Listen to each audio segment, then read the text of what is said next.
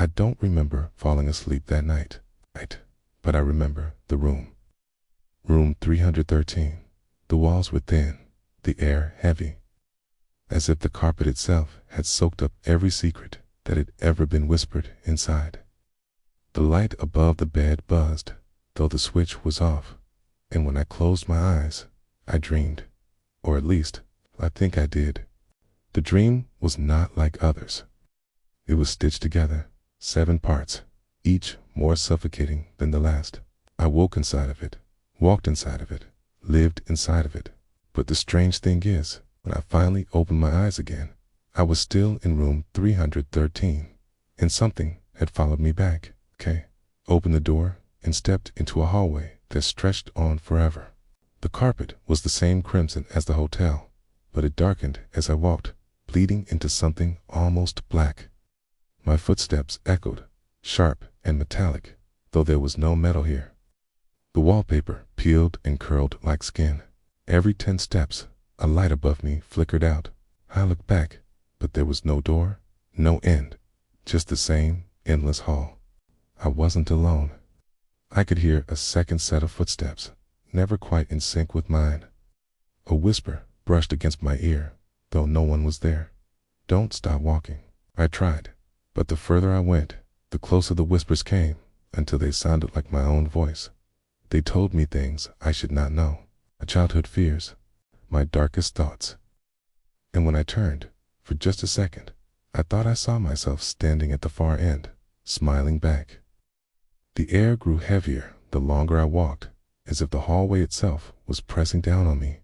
Breathing became a task, shallow and uneven, every inhale carrying with it the sharp scent of mold and something older, something sour. My tongue stuck to the roof of my mouth.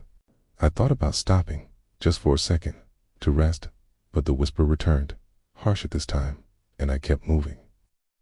I began to notice the walls weren't just peeling. Beneath the layers of wallpaper were shapes, faint impressions of faces pressed outward, mouths open as if screaming, but no sound escaped. Their hollow eyes seemed to follow me, watching me struggle to keep pace, their silence more terrible than any cry. A draft drifted through the corridor, though there were no windows. It was cold, biting, and carried with it the faintest sound of crying. Child's cry, echoing somewhere far ahead. It tugged at something deep inside me, urging me to follow, to find it. Against my will, my pace quickened. The carpet beneath my shoes grew sticky, clinging to me as if the hallway itself wanted to hold me back. I looked down and realized it wasn't carpet anymore. It was darker, softer, glistening under the dim bulbs. When I stepped, it gave slightly, like stepping into damp flesh. My heart pounded as I realized the second set of footsteps was now beside me, not behind. I turned sharply, but the space next to me was empty. Still, the sound didn't stop. The steps matched mine perfectly, as though something invisible walked in tandem, waiting for me to acknowledge it. The whisper grew louder, clearer. It was my voice, but it said things I had never spoken aloud. It confessed my failures, my regrets, my anger. Every word sank deep, cutting, dragging me closer to despair. I pressed my hands to my ears, but the voice came from inside. A sudden flicker of light revealed a door ahead, far down the corridor. My relief was instant, but short-lived, 'cause when the light steadied, the door was gone, replaced by more endless hallway. I blinked, rubbed my eyes, and it appeared only to vanish once more. The hallway was playing with me. The crying grew louder, closer, almost desperate. I felt compelled to chase it. My legs moved faster, though the air resisted me, like running through water. Its corridor stretched with every step, the distance never closing, the crying always just beyond reach. Then, without warning, the hallway went silent. No footsteps, no whispers, no crying. It's only the sound of my own breath, ragged and shallow. The silence was worse than the voices, more oppressive, a suffocating weight that crushed against my chest. When the lights flickered one last time, I saw something far down the corridor. A figure, still, waiting. 'Twas me, or at least, it wore my shape. And though the distance between us was impossible, I felt its eyes lock onto mine. The smile spread wider, too wide, stretching until it was no longer human at all. The hallway bent. At the corner, a door waited.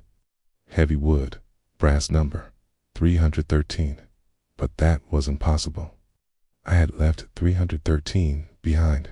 Yet, here it was again, waiting. When I touched the handle, it was warm, almost burning. A smell seeped out from under the frame.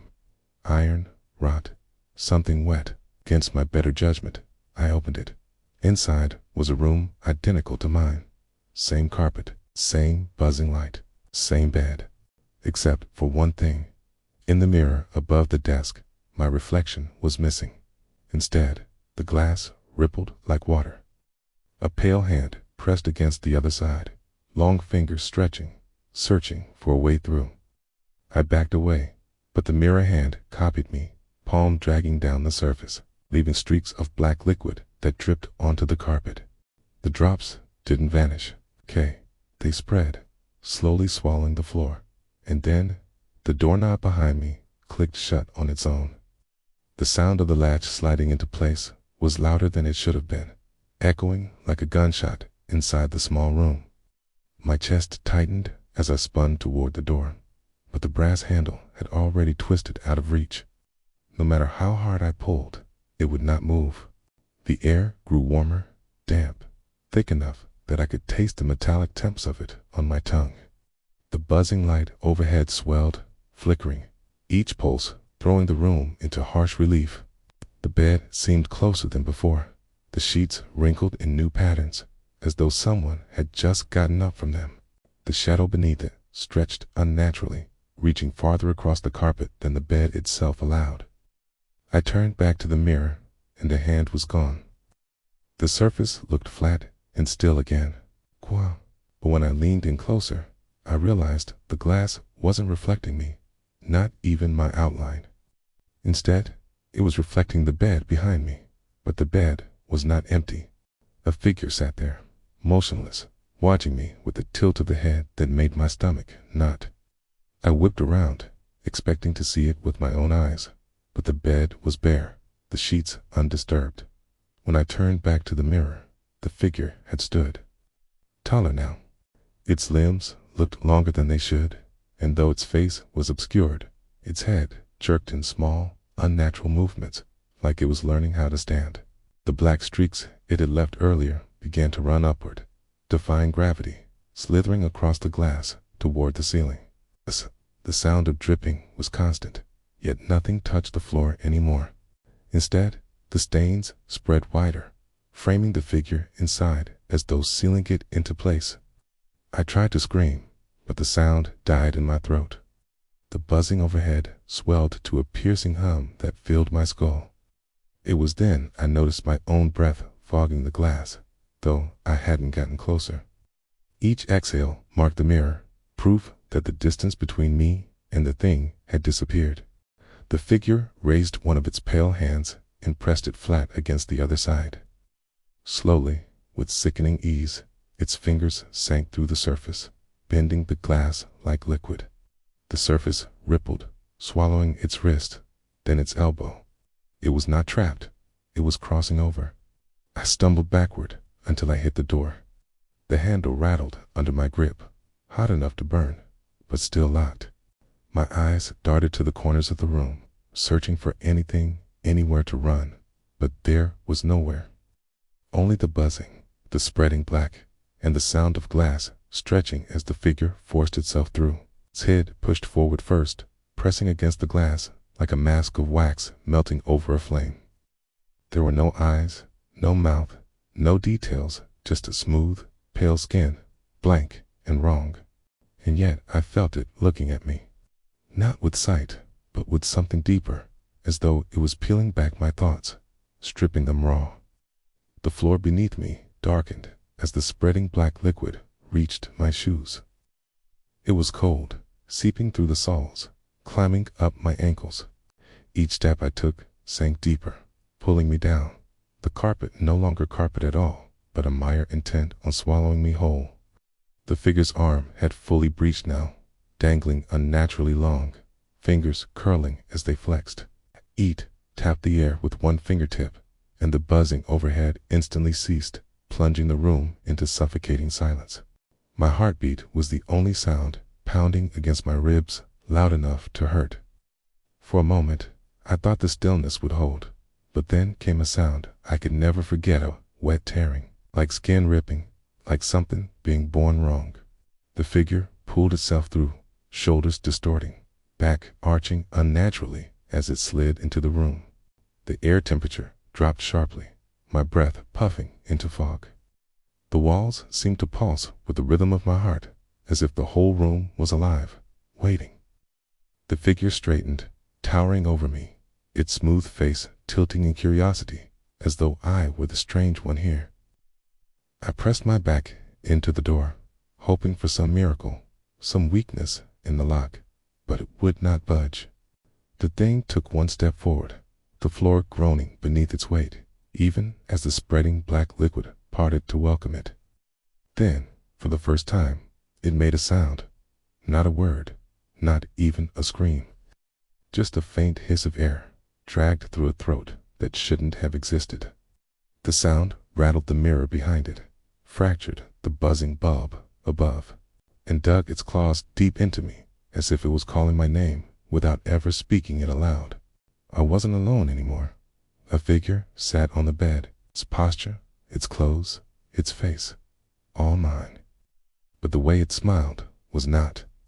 It tilted its head, watching me, studying me like I was the intruder. When it spoke, the voice was mine, but stretched, slowed, broken. "You shouldn't be here." I asked it what it was. It only laughed, my laugh hollow, too loud for the size of the room. The lights flickered, and suddenly, it wasn't on the bed anymore. It was behind me, close enough that I felt its breath against my ear. I didn't run, couldn't. My body was heavy, like the dream had sunk its claws into me. When I finally turned, the thing was gone. But the sheets were still creased where it had been sitting. Warm. Its warmth lingered longer than it should have, like the impression of a hand pressing down on my chest. I reached out toward the bed, hoping to prove to myself that the heat was imagined. But the moment my fingertips touched the fabric, I jerked them back. The sheets pulsed faintly, as though something beneath them had just drawn in a breath. I staggered backward, my legs heavy, the room shrinking around me. My reflection in the mirror caught my eye, but when I looked closer, it wasn't mirroring me at all. It sat still, head cocked, smiling in that same awful curve. I raised a hand, desperate to test it. The figure in the mirror didn't move. The buzzing light above me dimmed, then flared again, washing the room in a harsh, sickly glow. For a moment, I could see faint shapes pressed against the wallpaper, like dozens of bodies standing just behind the walls. They swayed gently, and I thought I heard them breathing, every inhale and exhale perfectly in sync. The bed groaned. I spun around, only to see the sheets collapse inward, as if the weight that had been sitting there was now sliding beneath. The mattress sagged, pressed downward in the exact shape of my own body. It looked like I had already lain down, already surrendered to sleep. I felt the pressure at my back again, the same sensation of breath on my skin. This time it came with the faintest touch, a fingertip dragging across my shoulder. Cold, weightless, yet undeniable. My heart hammered as I tried to turn, but the air itself resisted me, every movement slow, dreamlike, as if I were submerged in water. When I finally forced myself to face it, there was nothing there. Nothing but the sound of my own breath, uneven and panicked. I glanced toward the mirror, and that was when I froze. My double was no longer sitting, no longer still. It stood just behind me in the reflection, close enough that its mouth hovered by my ear. I could not feel it. I could not see it outside the glass. But in the reflection, its lips moved, shaping words without sound.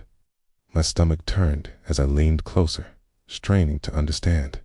The silence stretched too long until the bulb above me crackled and the whisper finally broke through. It said my name, slowly, with a tenderness that chilled me more than any threat. I staggered back, knocking into the desk. A glass of water that had been sitting there spilled, but when it hit the carpet, it didn't splash. Instead, the liquid spread in perfect lines, darkening into shapes that resembled veins, crawling outward toward the bed. The smell of iron filled the air. The doppelganger in the mirror tilted his head further, impossibly far, its neck bending with a sharp crack that reverberated through the room. The smile widened, splitting the face too much, stretching the skin thin. Its eyes, once like mine, now glistened with something black, thick, almost alive. My knees weakened, and I reached for the door. The knob was cool under my palm, not burning this time, but locked still. I twisted, pulled, slammed my weight into it, but it held firm.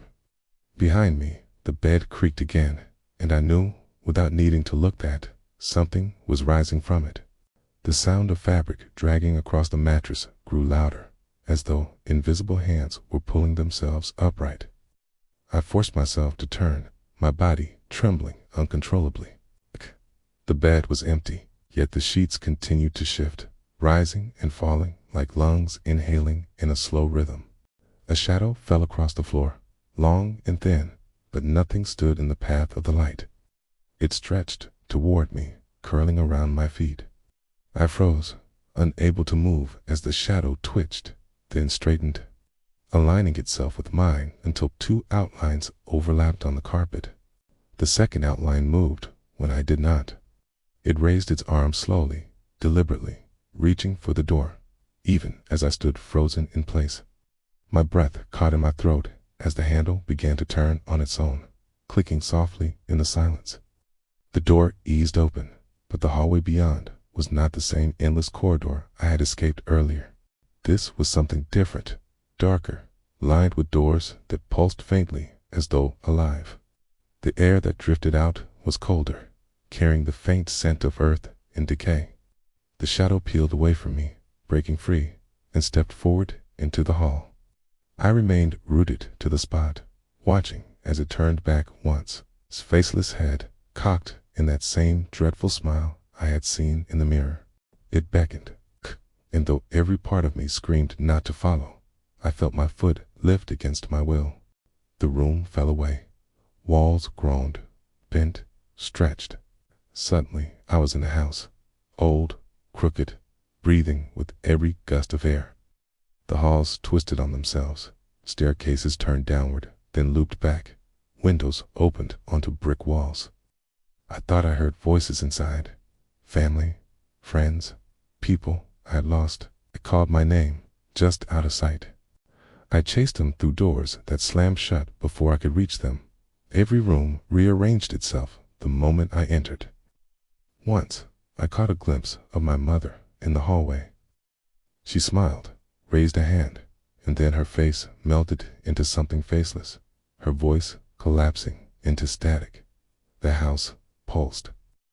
The walls bled with faint red light, like veins glowing under skin.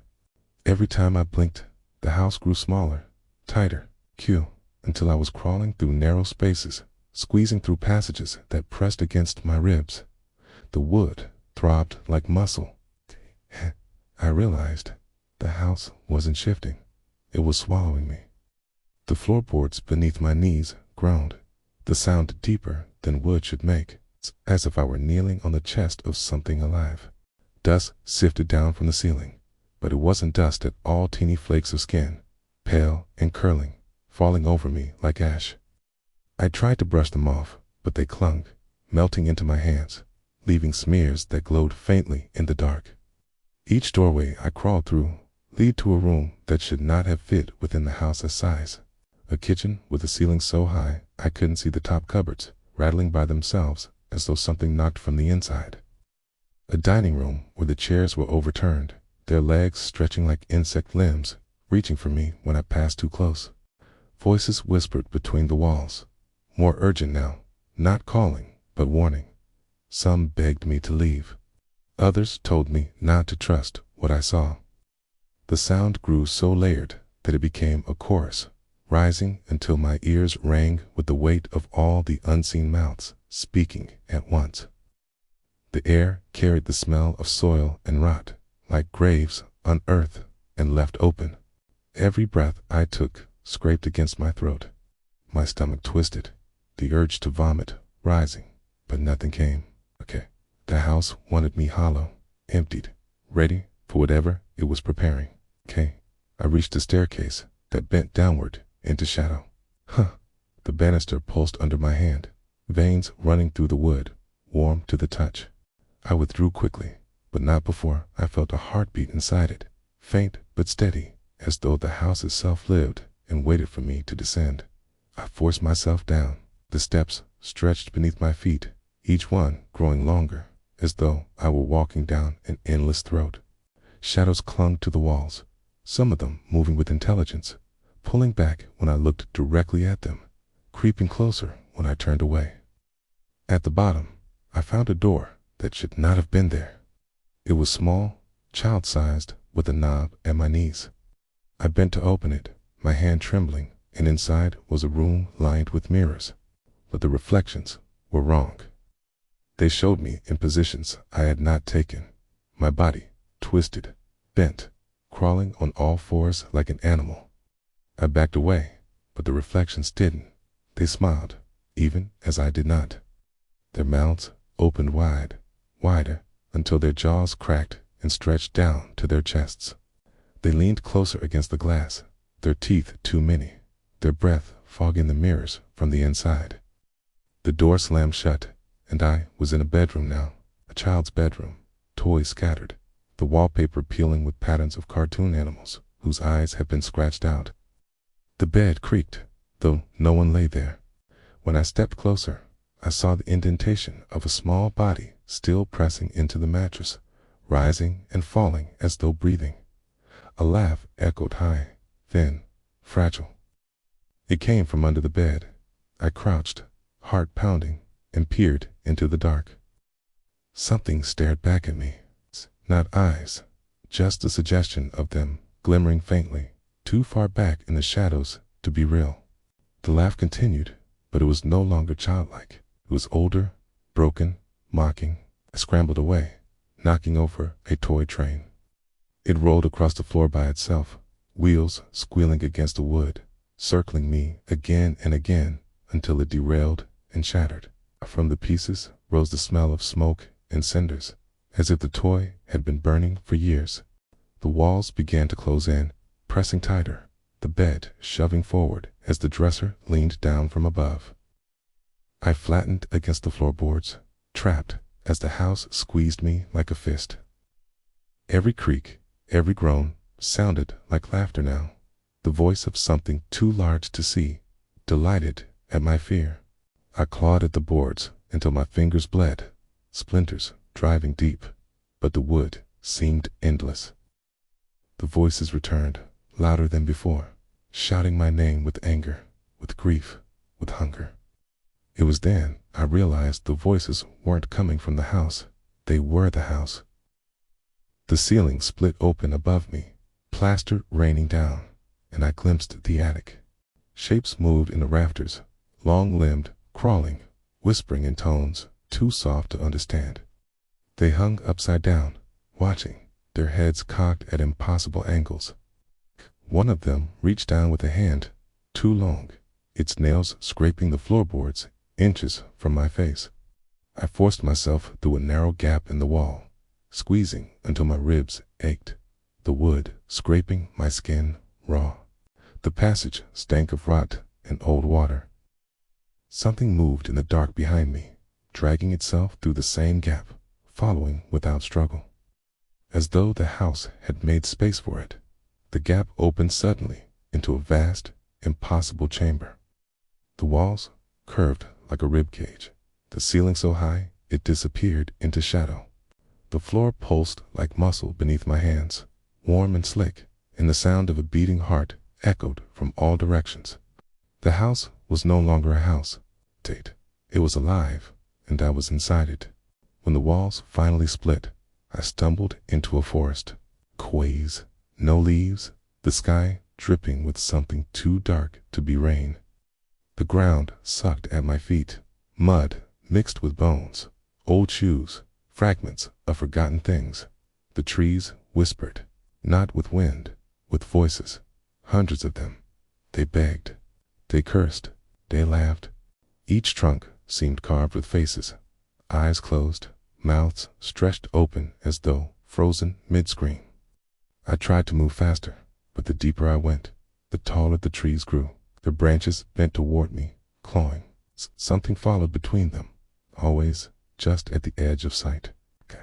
Finally, I heard it, dragging steps, heavy breathing. I turned. In between two massive trees, I saw a figure, faceless. Watching, I ran. The forest never ended. The branches above rattled, though there was no wind, their skeletal forms scraping together like bone against bone. Every sound echoed too long, circling back around as if the forest itself repeated it to remind me I was not alone. My chest burned from running, but the path beneath me refused to change. Every tree was the same, every angle mirrored, as though I was caught in a loop. The mud thickened with each step, sucking harder at my feet, clinging with the persistence of hands. My shoes tore free only with effort, leaving behind shapes in the muck that seemed to squirm after I moved on. When I dared to glance down, I saw that the shapes weren't footprints at all, but faces, half-formed, mouths opening and closing silently in the soil. A sound broke the monotony of my breathing, laughter, thin and hollow, echoing from above. I craned my head back, and through the branches I saw pale shapes crawling upside down, their long fingers hooking into bark, moving with spider-like ease. Their heads hung low, twisted backward, necks creaking as they followed me. Tried to shout, but the air refused to carry my voice.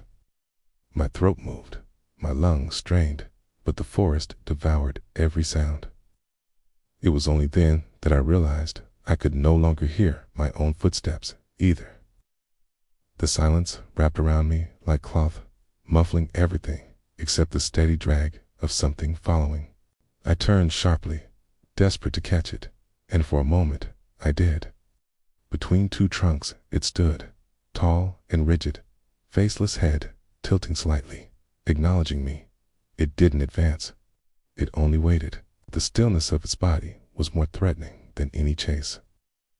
I stumbled backward, tripping on a root, and when I blinked, the figure was gone. The whispers began again, this time closer, weaving together until they formed a crude chant. My name surfaced in the noise, repeated again and again in broken tones, as if each tree competed to say it louder. The carved faces in the bark quivered with every syllable, their mouths straining wider than the cuts that formed them. I forced myself onward, weaving through trunks that now seemed to close ranks, narrowing the path ahead. Bark scraped my arms, drawing shallow cuts, the wounds immediately stinging with a strange cold.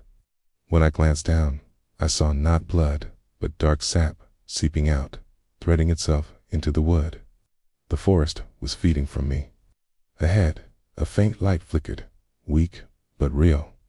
I sprinted toward it, ignoring the pull of the mud, ignoring the laughter above. As I drew closer, I saw it wasn't fire or lanterns, just a lantern-shaped hollow in a tree, glowing faintly from within. Something inside shifted, something alive. The hollow stretched as I neared, opening like a mouth, yawning wider and wider. From its depths, a single hand reached out, gnarled and pale, nails sharp as splinters. It beckoned.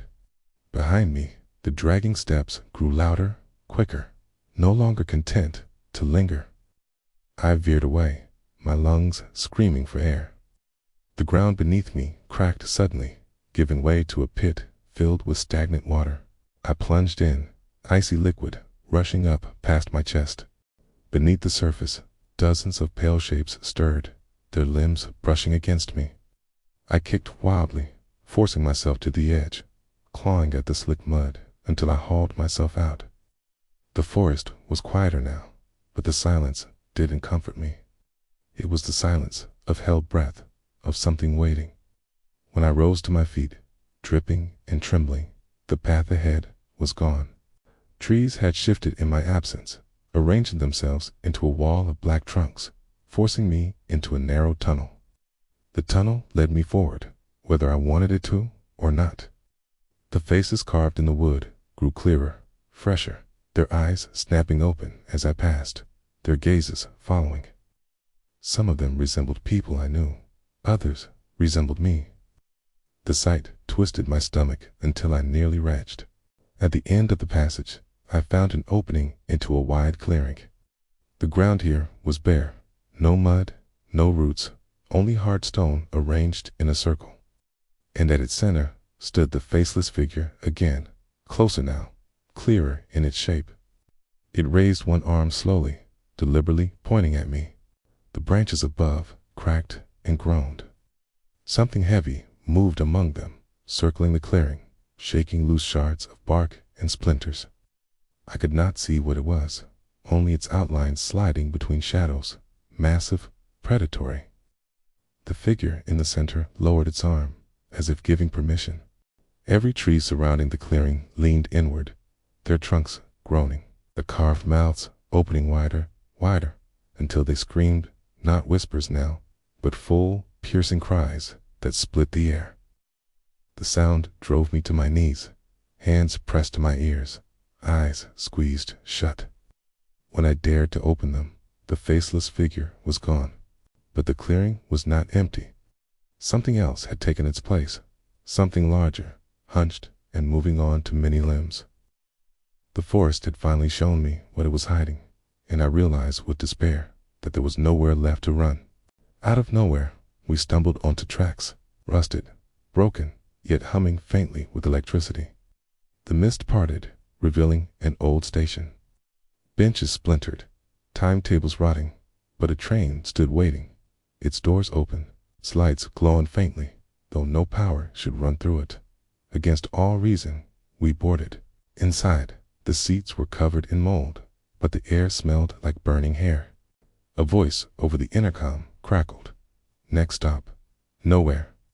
And as the doors closed, the train lurched forward. But outside the windows, there was no landscape, only faces. Dozens pressed against the glass, mouths open in silent screams.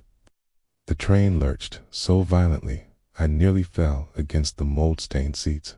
The sound of the wheels on the tracks wasn't normal, not the rhythmic clatter I expected, but a grinding, shrieking wail that felt alive, like metal being torn apart from the inside. The others clung to the poles, eyes darting from window to window, but none of us dared to sit. The faces outside pressed closer. Their features weren't fixed. Eyes melted, mouths stretched, and noses caved in like soft wax under heat.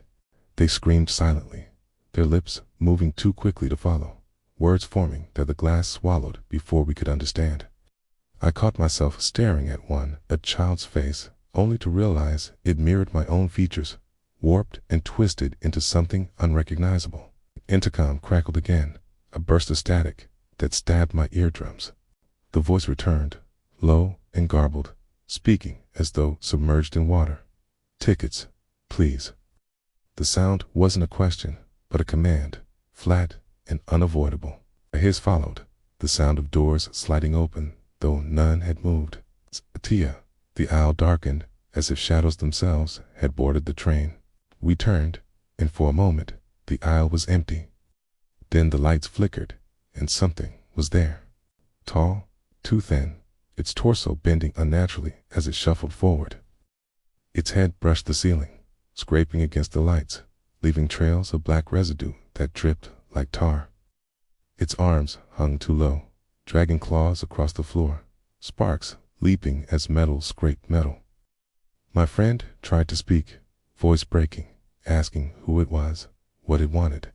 The thing paused, tilting its head in a motion too sharp, too sudden, like a puppet tugged by invisible strings. Then it raised one arm and opened a palm. In it lay a handful of torn paper tickets, stained and wet, the ink bleeding into unreadable shapes. No one reached for them. The train screeched as though angered by our refusal. The windows rattled, and the faces outside slammed against the glass in unison, cracking the surface.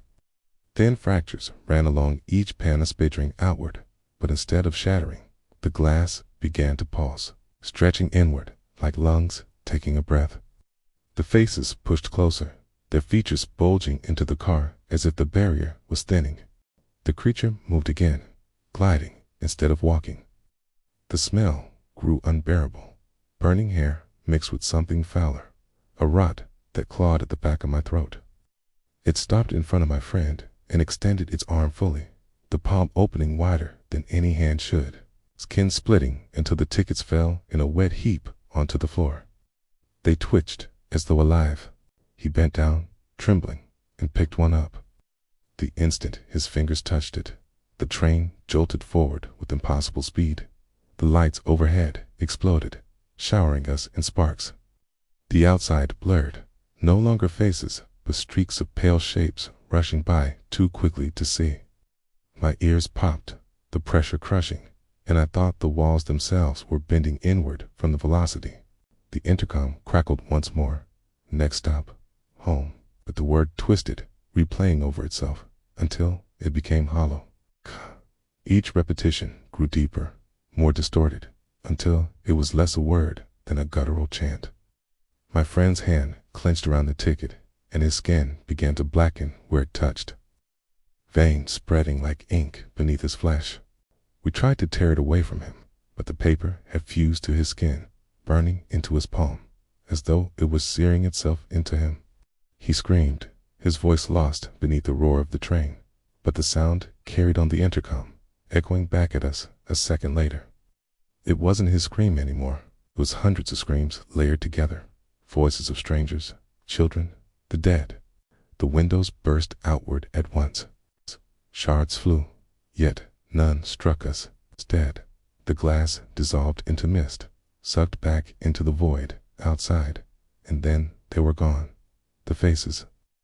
The only reflection left was our own, pale and terrified, staring back from the black surface of the night. But even that wasn't right. Our reflections didn't move when we did. They just sat there, waiting, smiling faintly as though they knew what was coming next.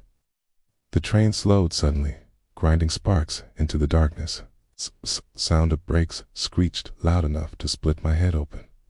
When we dared to look ahead through the front window, we saw a platform rising out of the void, lit by a single flickering lamp.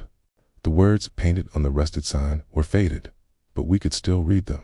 Dow Hill Station. Only the letters were reversed, like they were meant to be read from the other side of the glass. The train ended where it shouldn't have, back at the school. It's back at the basement we hadn't noticed before. The air was colder there, the walls damp, bleeding black liquid. We descended. At the bottom, we saw it, a figure, tall, limbs too long, his head smooth, featureless, like wet clay. It didn't move, but the air pulsed as if it were breathing. And then it began to copy us. Every tilt of the head, every shiver, every step backward, except when we tried to leave. It didn't. It stayed, watching, waiting, faceless, endless, hungry. The stairs groaned beneath our feet, each step sinking slightly, as though the wood was softened by years of rot. The air thickened the deeper we went, every breath colder, sharper, until my lungs burned as if I were inhaling frost. The walls pressed in close, slick with black moisture that trickled like veins of tar, and when I brushed against one by accident, the liquid clung to my skin like oil, refusing to wipe away. The basement floor stretched wider than it should have, wider than the school above could possibly allow. The ceiling was low in some places, high in others, as though the architecture itself was shifting to accommodate something we weren't meant to see. The dim light from our phones cut across broken furniture, rusted pipes, and strange stains too dark and too large to be just mold. Then we saw it, standing perfectly still in the far corner. At first, my mind tried to turn it into a coat rack, some forgotten relic draped with cloth, but the longer I stared, the less human it became. The limbs were too long, arms dangling past where knees should have been. Its torso heaved slightly, but there was no sound of air moving in or out. The smooth, faceless head caught the glow of our lights, slick like wet clay, as though it had been sculpted and abandoned half-finished. We froze.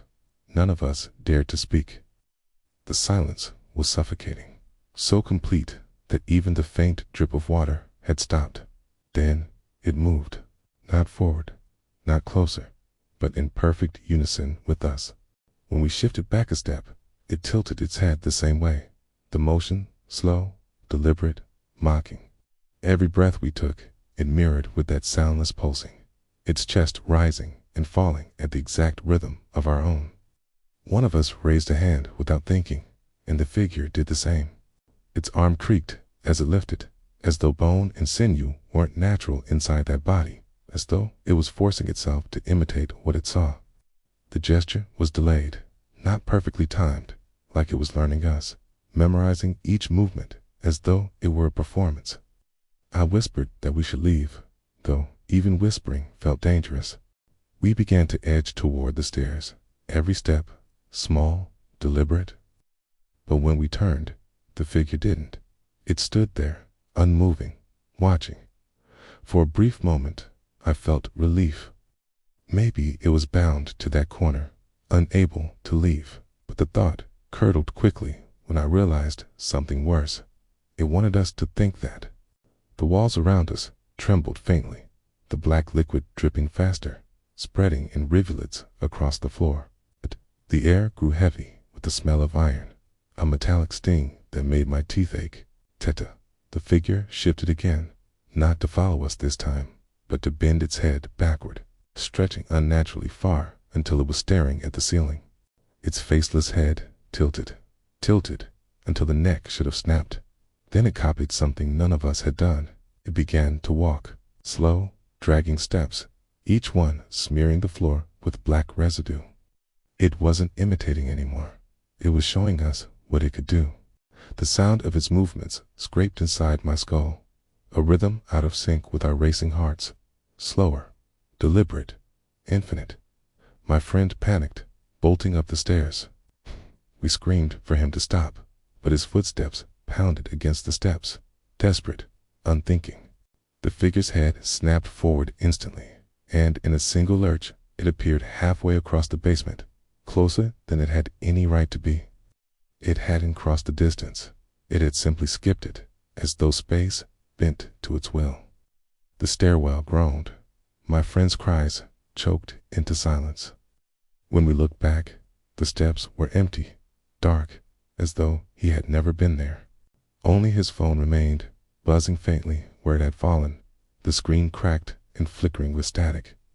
We turned back to the figure, and now it was closer still, only a few paces away. Its arms were outstretched, not quite touching, but waiting for us to move so it could learn more. Its head twitched left, right, forward, mimicking every nervous flinch, every involuntary shiver, until it felt less like a reflection and more like a rehearsal, one where it was practicing to become us. It didn't chase when we edged back again. It didn't need to. Something in its faceless stare told me the truth. It wasn't here to kill us, not yet. It was here to remember us, to take us with it when we finally left Dow Hill, not in body, but in form, in shadow, in everything that made us human. And when it was finished, no one who saw us would ever know the difference. I don't remember how we escaped Dow Hill. Maybe we didn't. Maybe we only think we did.